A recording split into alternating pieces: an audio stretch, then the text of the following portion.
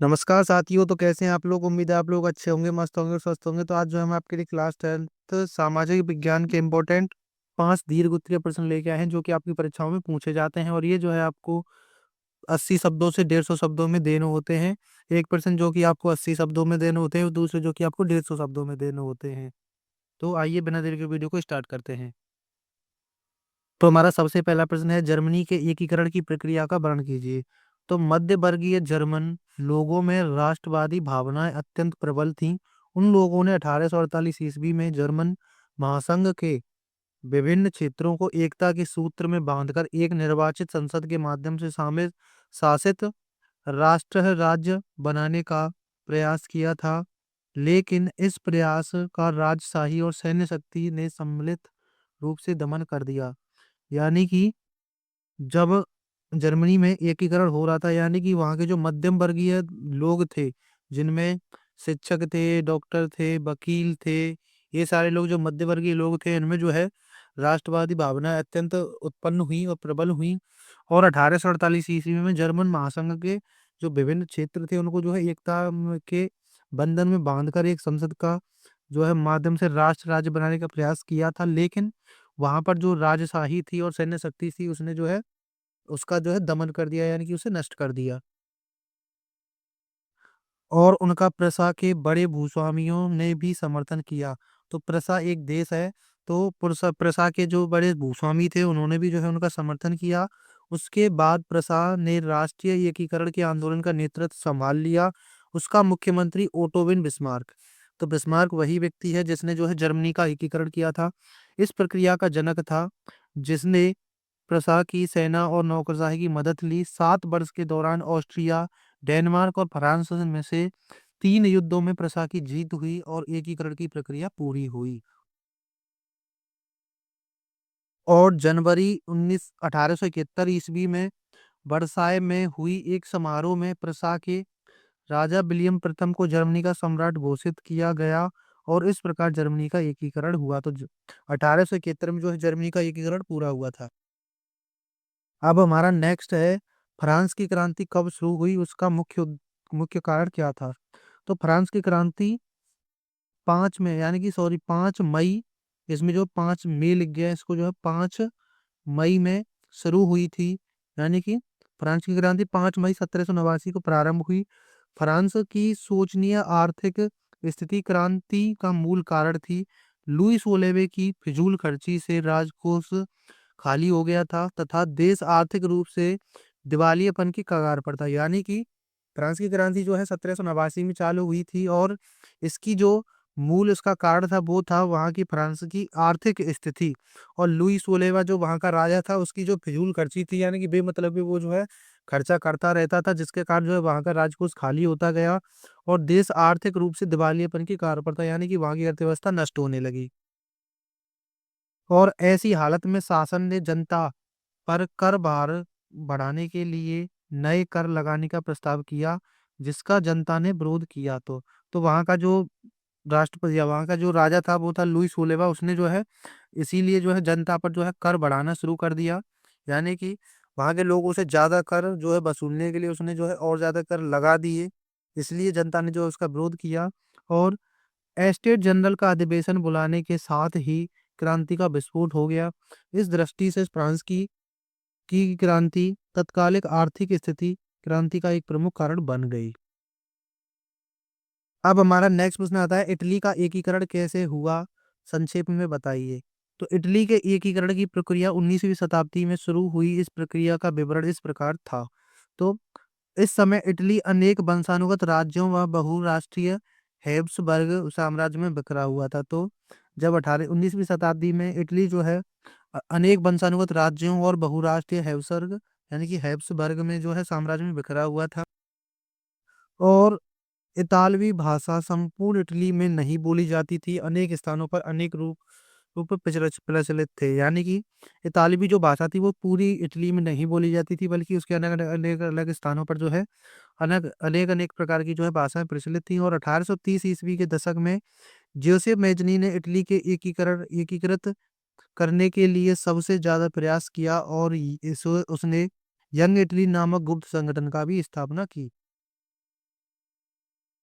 और अब आगे आता है इसमें 1831 ईस्वी और 1848 ईस्वी में जो क्रांति विद्रोह सफल हुए उनके कारण इतालवी राज्यों में एक बिखराव आ गया, जिसे जिन्हें संगठित करने के लिए सार्डिनिया पीडमोंट के शासक विक्टर एमेनुएल द्वितीय आगे आए थे।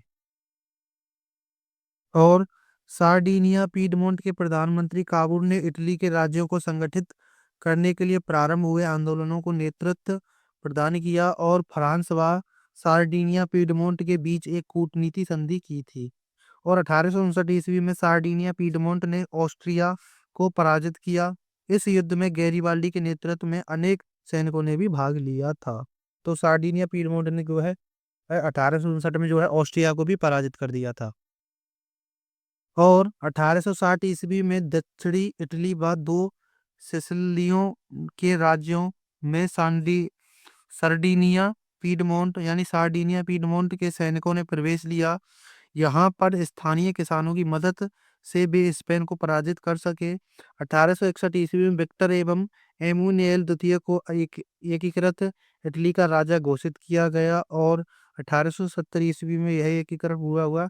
इसमें जो है ये 1871 ईस्वी है, यानी कि 1871 ईस्वी में जो है इटली का भी एकीकरण पूरा हो गया। अब हमारा नेक्स्ट प्रश्न आता है, राष्ट्रवाद से क्या तात्पर्य है? यूरोप में राष्ट्रवाद के उदय होने के कौन सी परिस्थितियां सहायक हैं? तो राष्ट्र राज्यों का उदय 18वीं शताब्दी के मध्य तक नहीं हुआ था। विभिन्न देश अनेक भागों, भाषाओं और कैंटनों में विभाजित थे, लेकिन 19वीं शताब्दी के प्रारंभ तक राष्ट्रवादी भावनाओं का प्रसार होने लगा था। यूरोप में राष्ट्रवादी भावनाओं के प्रसार हेतु उत्तरदायी प्रमुख कारण निम्नवत हैं। तो राष्ट्रवाद का प्रारंभ जो है 18वीं शताब्दी में जो है नहीं हुआ था, मध्य तक, यानी कि 18वीं शताब्दी के बीच में नहीं हुआ था। लेकिन जब 19वीं शताब्दी आते आते जो है राष्ट्रवाद की भावनाओं का प्रसार होने लगा था और यूरोप में जो है राष्ट्रवादी भावनाओं के जो है कई प्रमुख उत्तरदायी कारण हैं, जिनमें सबसे पहला है संस्कृत की भूमिका, यानी कि संस्कृति की भूमिका। तो राष्ट्रवाद के विकास में युद्धों व क्रांतियों के साथ साथ संस्कृति की भी महत्वपूर्ण भूमिका रही है। कला, काव्य, कहानी और संगीत ने राष्ट्रवादी भावनाओं को विकसित करने तथा व्यक्त करने में सहयोग दिया है। तो इसमें सबसे पहला पॉइंट क्या आता है कि संस्कृति की भूमिका। तो राष्ट्रवाद का उदय होने का कारण, एक प्रमुख जो कारण है वो है संस्कृति की भूमिका। और दूसरा कारण आता है वहाँ की भाषा। तो भाषा ने राष्ट्रीय भावनाओं के विकास में महत्वपूर्ण भूमिका निभाई है। रूसी कब्जे के बाद पोलैंड में रूसी भाषा को लाद दिया गया। इसके सदस्यों ने राष्ट्रवादी विरोध के लिए भाषा को हथियार बनाया था। तो राष्ट्रवादी जो भावनाओं को विकास, यानी कि जो भाषा जो है राष्ट्रीय भावनाओं के विकास में जो है काफी महत्वपूर्ण भूमिका है। और रूस पर जब कब्जे के बाद जो है पोलैंड में जो है रूसी भाषा को लाद दिया गया था और उसके सदस्यों ने जो है राष्ट्रवादी विरोध के लिए जो है भाषा को हथियार बनाया था।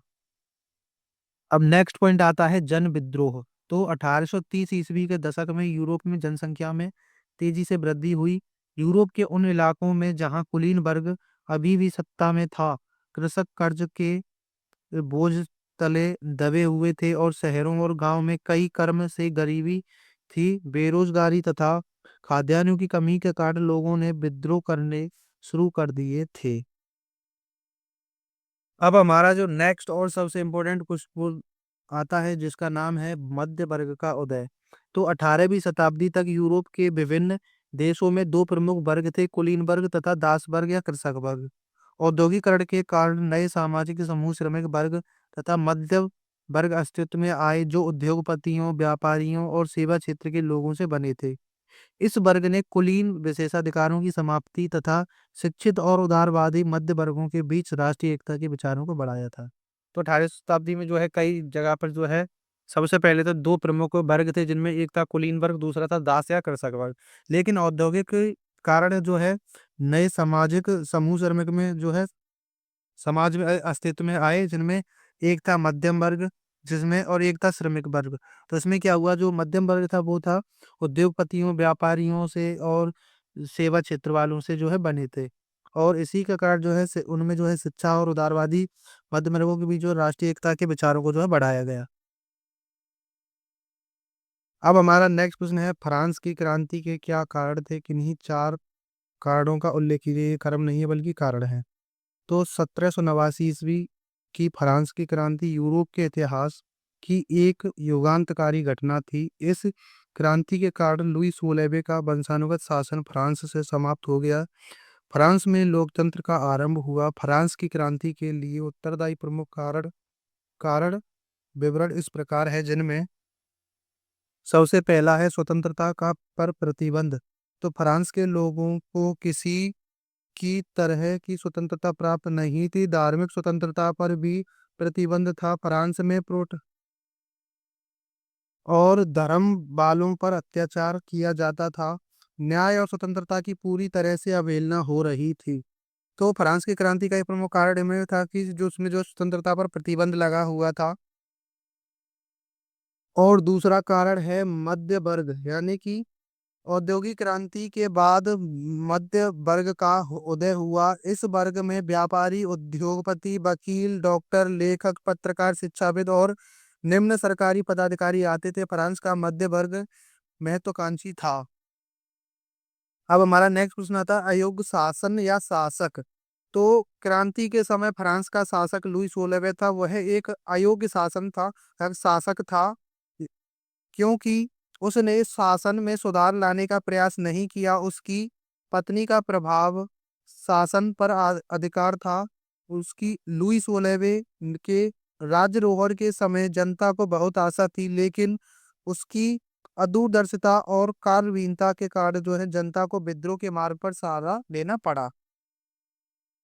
अब हमारा नेक्स्ट है इसमें पॉइंट कि दार्शनिकों का प्रभाव। तो रूस में जो है कई दार्शनिक हुए, जिनमें आपके थे वोल्टेयर, रूसो, मोंटेस्क्यू।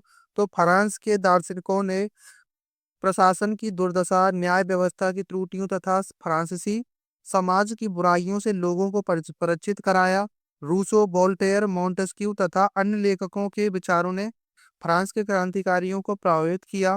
फ्रांस के लोग दार्शनिकों के विचारों से प्रभावित होकर क्रांति के मार्ग को अपनाने को तैयार हो गए थे। तो अब जो है हमारी वीडियो यहीं पे समाप्त होती है। अगर आपको वीडियो पसंद आई है तो प्लीज वीडियो को लाइक करें, चैनल को सब्सक्राइब करें। मिलते हैं नेक्स्ट वीडियो, तब तक के लिए जय हिंद, वंदे मातरम।